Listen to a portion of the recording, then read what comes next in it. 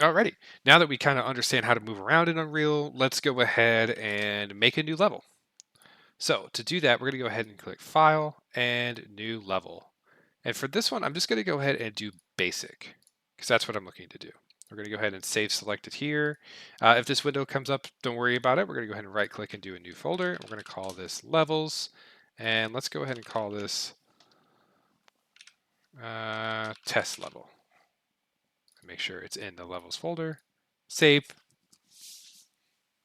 And give it a second to go ahead and open up. Awesome. After our level has opened up, you should just see a very simple layout of just a very simple grid. So what we're looking to do here is start creating our very first platformer. So we're going to go ahead and undock the details from the right-hand side. And let's go ahead and undock the outliner as well, just to keep things consistent. So we have our lighting and we have our floor. We have our location set.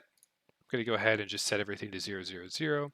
And I'm going to drop the scale down a little bit. I'm going to actually have what we're doing. So I went ahead and typed in 4, hit tab, 4, hit enter to kind of get an idea of what I wanted. I still think this is going to be a little bit too big for a starter area. So let me go ahead and go down just a smidge more. And let's do 2 on this. Awesome. That's looking a little bit better for me. All right, next we do have our player start, but we're going to go ahead and delete that and place our own. And after you've made some changes, go ahead and press Control S to save. And it's going to ask us to save our new level. And this one we're going to call Level 1. In that same folder we had our test level. And just in case it's a little confusing, what happened was when we opened up that first level, it didn't save what that was until we made a new one. So that test map is that landscape that we had in the beginning. And this level 1 here is what we're working with right now. So to go ahead and place something in the editor, we're going to go to this top little cube here. It says quickly add to project. Go ahead and click the arrow down.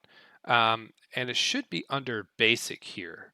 And it should say player start. And if for some reason you can't find that or that's not there, right at the top here, you could go ahead and type in player start and it'll show you exactly what you're looking for to pop up. So let's go ahead and click and drag and place our player start wherever we would like. I think right here is fine. This looks good. It just kind of gives me a quick little glance at what I'm looking at. And to test it out, we can go ahead and before we do this, let's go ahead and make sure we hit our 3 buttons down here and default player start is selected. If you have current camera location selected, that means wherever your editor camera is, like if I'm up here and I press play, my character would start right here. In this instance, let's go ahead and just make sure that default player start is there, and we could go ahead and click play. And look at that. We could go ahead and move around our map here.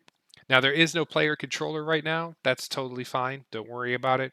We'll get there, but I just wanted you to place that player start to get an idea of where that's going to be. All right, next up, let's go ahead and make sure we saved our progress, and let's add some platform blocks. All right, so let's go ahead and click that arrow again. We're going to go down to shapes, and I'm going to go ahead and grab a cube. Now, I'm just going to show you how to do one of these, but I'd like for you to go ahead and do this after we're done. But let's kind of understand where we're placing our actors first, right? So you kind of see this logo here, and it's called a gizmo, by the way. So if you ever don't want to see gizmos, you can press G on the keyboard, and G will hide your gizmos to kind of give you a little bit more of what you're expecting when the game's launched. Go ahead and press G to bring those back. No problem. Uh, really quick, up here at the top, we have our settings here for selecting an object. We have it for selecting and translating is essentially saying we're moving, right? I can move along the x-axis, the y-axis, and the z-axis. Over here we have rotate objects, and there are hotkeys for these, but rotating an object, we can rotate along z, we can rotate along the y-axis, and the X. I'm just going based off of what this is telling me in the bottom right hand corner and the colors associated with it.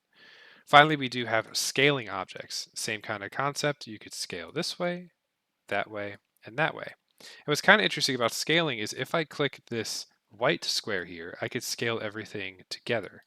If I wanted to scale just 2 angles, I can click the 2 that are related, scale that way, or scale this way. So for now, I'm going to go ahead and reset.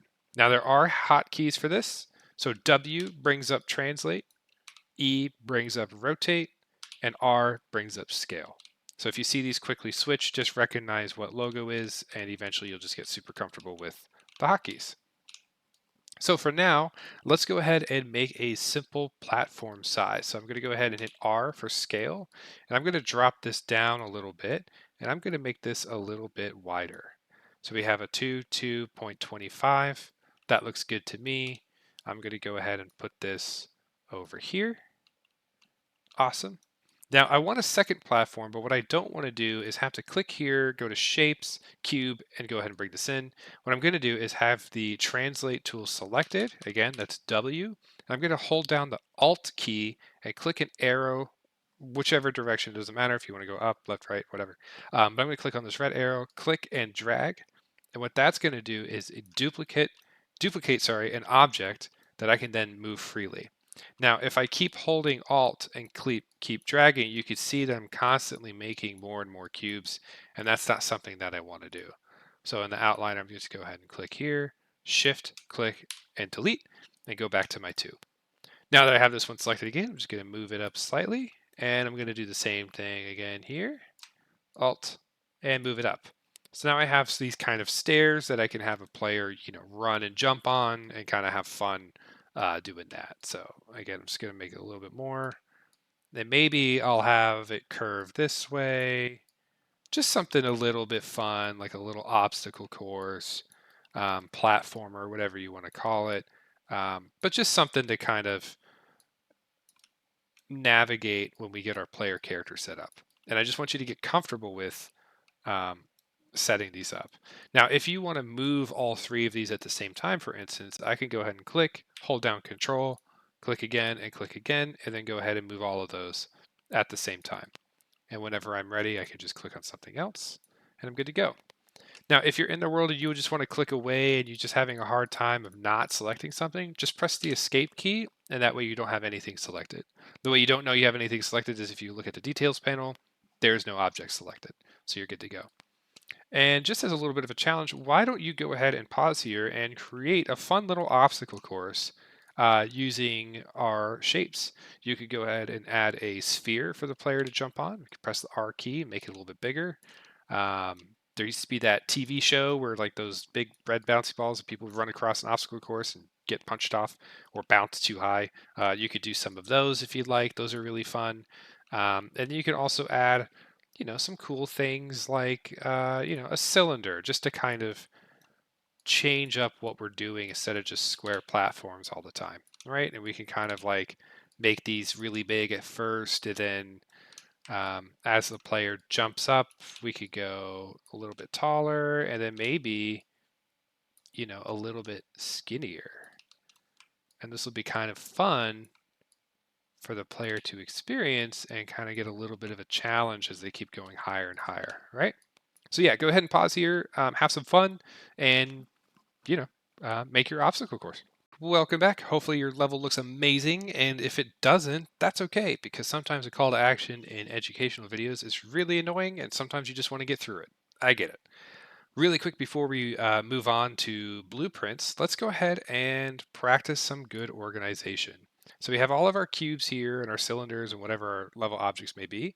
Let's go ahead and click the top here, right click and create a folder, and we're going to go ahead and call this level design, and we're going to go ahead and select all of our objects. So I'm going to click on mine, at least the top cube here, scroll down to where the last one is, and I'm going to go ahead, actually let's include the floor because that's part of level design too. I'm going to shift click, select all of them.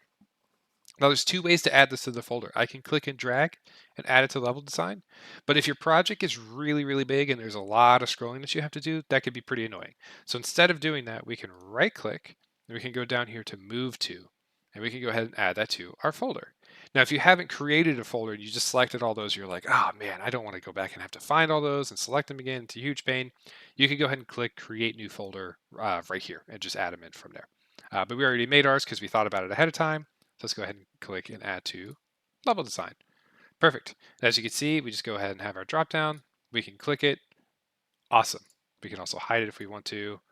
That looks like we missed 2 spheres. So let's go ahead and click and add those to level design. Perfect. Now we're nice and tidy.